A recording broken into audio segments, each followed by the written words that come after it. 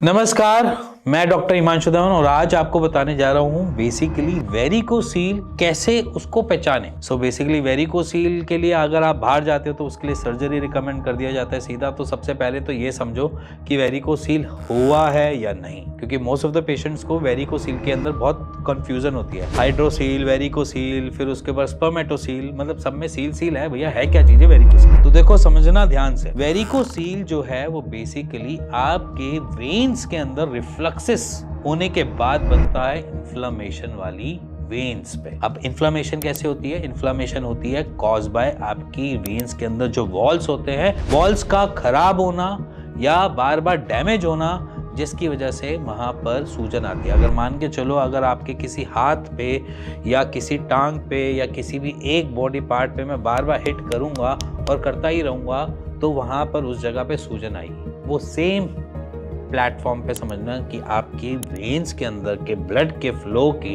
Irregularity की वजह से उस जगह पे इन्फ्लेमेशन आने को ही वेरिकोसील कहते हैं। अब सबसे पहली चीज होती है कि इसको पहचानोगे कैसे। पहचानना बहुत ईजी है। उसमें पहचानने का सबसे बढ़िया तरीका यही है कि अगर आपके टेस्टिस जरूरत से ज्यादा लटक रहे हैं, लेफ्ट साइड में ज्यादातर मिलता है वेरिकोसील, तो लेफ्ट साइड का अगर टेस्टिस कुछ ज्यादा लटक रहा है तो इट मीन्स कि वो वेरिकोसील है। अब लटकन और वेरिकोसील्स का लेना देना क्या है मैं वो भी बता देता हूँ आपको जनरल शॉर्ट फॉर्म में। हमारी बॉडी का टेम्परेचर होता है 37.5 डिग्री सेल्सियस और हमारे स्क्रॉटम, हमारी जो टेस्टिस और स्क्रॉटम आने के लिए हमारी अंडकोश की थैली का जो टेम्परेचर होता है वो होता है 35 डिग्री सेल्सियस। जब वो 35 डिग्री सेल्सियस और 37.5 डिग्री सेल्सियस का जो तापमान है ना, अगर वो मैनेज नहीं होता तो वो क्या करता है, बाहर की ठंडे सराउंडिंग के पास जाना चालू करता है, जिसकी वजह से टेस्टिस जो हैं वो लटकते हैं, जिसकी वजह से स्क्रॉटम जो है वो हैंगिंग मोड पे आता है। तो ये एक तरीका है सबसे पहले जज करने का। Most of the male body में टेस्टिस होते हैं और लेफ्ट टेस्टिस थोड़ा सा वैसे भी हैंग करता है। अगर वो जरूरत से ज्यादा हैंग कर रहा है दैट मीन्स अ वेरिकोसील। अगर आप बोलो कि मेरा तो थोड़ा सा तो लटक रहा है सर और उसकी वजह से मेरे को लग रहा है ऐसा कि मेरे को कभी कभार पेन हो जाता है, तो वो वेरिकोसील नहीं कहलाता। जरूरत से ज़्यादा लटकने को ही वेरिकोसील की कैटेगरी में डाला जाता है। दूसरा क्या होता है तरीका, माइल्ड ग्रेड में, फर्स्ट ग्रेड में एज सच हम क्लियर नहीं कर सकते, क्योंकि वहाँ पर वेन्स का साइज जो है वो हमें दिखता ही नहीं है, इन्फ्लेम्ड हुआ हुआ दिखता ही नहीं है, स्पाइडर वेब की तरह बनता दिखाई इतना देता ही नहीं। अगर आपका ग्रेड थोड़ा सा बढ़ जाता है तो वहाँ पर आपको वेन्स मोटी फूली हुई होती हुई दिखेंगी और वहाँ पर वेब की तरह बनी हुई जाएंगी, जैसे एक के अंदर एक उलझ के। अगर एक के अंदर एक उलझी हुई और मोटी मोटी अगर आपको स्क्रॉटम के ऊपर कोई भी वेन्स दिख रही हैं तो दैट मीन्स वो वेरिकोसील है। इसी के साथ अगर आपको कुछ इंटरवल के बाद पेन होते हैं, मान लीजिए कि आज जैसे मेरे को अभी पेन हुआ, फिर उसके बाद आधे घंटे में सॉर्टेड हो गया, फिर उसके बाद मेरे को महीने में दूसरी बारी भी दर्द हो रहा है सेम जगह पे, सेम पोजीशन पे, तो समझ लेना वेरिकोसील है। कि दर्द की फ्रीक्वेंसी कभी भी मेंटेन नहीं रहेगी, वो उसकी फ्रीक्वेंसी होगी, तेज होगी, फिर धीरे धीरे धीरे धीरे कम की तरफ जाएगी, फिर उसके बाद आपका वो शांत हो जाएगा दर्द। क्या पता उसके बाद कभी आपको दर्द भी ना महसूस हो, या फिर हो तो दर्द ऐसा हो कि अगले हफ्ते दर्द हो गया या फिर अगले दिन ही दर्द हो गया।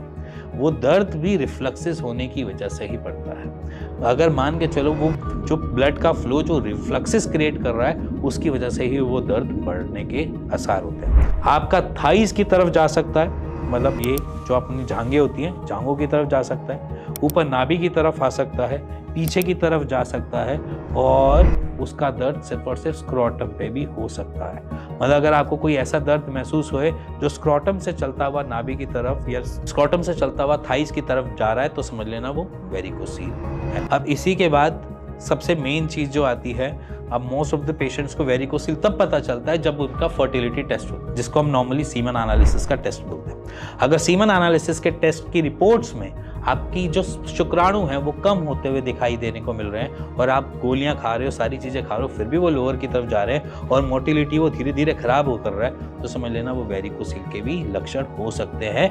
बट फर्टिलिटी टेस्ट के बाद आपकी वेन्स फूली हुई होनी चाहिए। अब क्या होता है, मोस्टली पेशेंट कहता है कि मैंने नॉर्मली टेस्ट करवा रहा हूँ बट अभी तक कुछ मेरे को क्लियर हुआ नहीं है क्योंकि मेरे स्पर्म काउंट लोअर की तरफ जा रहे हैं। मैंने दवाइयाँ खा ली, मैंने इधर से ट्रीटमेंट ले लिया, मैंने उधर से ट्रीटमेंट ले लिया, बट उसका कुछ आराम नहीं मिल रहा। तो समझ लेना क्या पता वो वेरिकोसील हो, क्योंकि मोस्ट ऑफ द पेशेंट्स को क्लियर ही नहीं होता वेरिकोसील। मोस्टली पेशेंट को वेरिकोसील में पेन होता है, बट कुछ पेशेंट्स को पेन बिल्कुल ही नहीं होता। अगर मैं उनकी टोटल पॉपुलेशन बताऊं कि अगर मान के चलो 100 पेशेंट मैं आपके सामने खड़ा करता हूं, तो उसमें से 10 पेशेंट ऐसे निकल जाते हैं जिनको दर्द होता ही नहीं है। पेन क्या कुछ ऐसा उनको महसूस ही नहीं होता, बस थोड़ी सी हैंगिंग उनकी ज़्यादा रहती है, तो समझ लेना वो वेरिकोसील हो सकता है। यहाँ पर मैं क्वेश्चन मार्क डाल रहा हूँ, हो सकता है।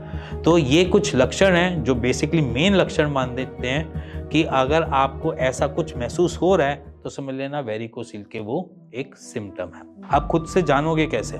समझ लेना कि आप शीशे के सामने खड़े हो और अपने हर टेस्टिस को टच करके थोड़ा सा प्रेशर कर डालोगे, जैसे कि इस तरीके से। जब आपके प्रेशर डालोगे तो टेस्टिस के ऊपर कोई वेन फूली हुई महसूस हो रही होगी, तो समझ लेना कि वो माइल्ड ग्रेड है, फर्स्ट ग्रेड है, अभी तक आपको दर्द हुआ नहीं।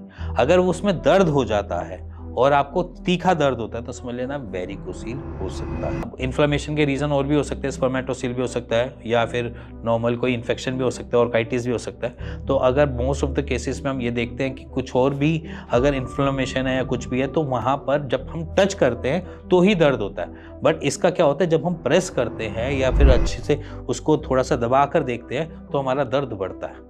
तो जैसे हम आर्मी में सिलेक्ट करते हैं तो सबसे पहले वो आपके टेस्टिस भी चेक करते हैं। मोस्ट ऑफ द पेशेंट्स को ये पता होगा, अगर जिन्होंने आर्मी या पुलिस की भर्ती अगर करी होगी, तो वो प्रेस करते हैं टेस्टिस को, जिससे दिखे, पता चले कि वहाँ पर कोई वेन्स तो नहीं है, कोई वहाँ पर मोटी मोटी नसें तो नहीं दिख रही हैं, कोई गुच्छा तो नहीं दिख रहा। तो उसी के हिसाब से वो जज करने की कोशिश करते हैं कि वो वेरिकोसील है या नहीं। अब तो ये हो गए कि वेरिकोसील को पहचानोगे कैसे। अब इसका सबसे बड़ा इलाज, अगर मान के चलो आपको आज ही पता चला आपको वेरिकोसील है और आप उसके लिए अभी तक कुछ जानते ही नहीं थे और कुछ समझते नहीं थे, तो समझ लेना कि आप कुछ एक्सरसाइज पे जोर डालोगे जिसकी वजह से आपका वेरिकोसील क्या हो, आराम मिले, वेरिकोसील के लक्षण जो है वो धीरे धीरे कम होते लगे और आपकी फर्टिलिटी भी पुरानी की तरफ आने लगे। तो उसकी एक ही सिंगल एक्सरसाइज बोलूँगा मैं इसमें, और ज़्यादा नहीं बोलूँगा, क्योंकि अब आप ये एक्सरसाइज दोहराओगे, फिर मेरे को कमेंट करके बताओगे, फिर मैं उसके ऊपर आपको और बताऊँगा।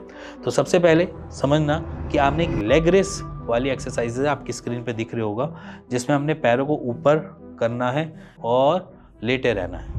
इससे क्या होगा कि ब्लड का फ्लो एंटी ग्रेविटी फोर्स में जाएगा, जिसकी वजह से हमें बेनिफिट मिलेगा कि हमारे रिफ्लेक्सेस कम बनेंगे। जितने ही हमें रिफ्लेक्सेस कम मिलेंगे उतना ही हमें बेटर रिजल्ट मिलेगा, वहाँ पर हमें इन्फ्लेमेशन कम देखने को मिलेगी। सो इसी के साथ अगर आप वेरिकोसील के पेशेंट हो या कुछ अपने आप को ऐसा महसूस कर रहे हो, तो सबसे बेस्ट तरीका है उसको चेक करने का, वो है आपका नॉर्मल USG स्क्रॉटम करके एक स्कैन होता है। अपने आसपास किसी भी लैब पे जाना, एक सेल्फ डिनोट करके वहाँ पर आप खुद से टेस्ट करवाओ, जिसमें आपको क्लियर होगा कि वेरिकोसील है या नहीं। इसी के साथ अगर आपको कोई भी कॉम्प्लेक्सिटी ऐसी महसूस होती है, लगती है, तो बेचिंतित होकर नीचे दिए नंबर पे मेरे को कॉल कर सकते हो, मेरी टीम से बात कर सकते हो और उसका एक राइट सॉल्यूशन ले सकते हो। इसी के साथ मिलेंगे नेक्स्ट वीडियो में, तब तक के लिए नमस्कार।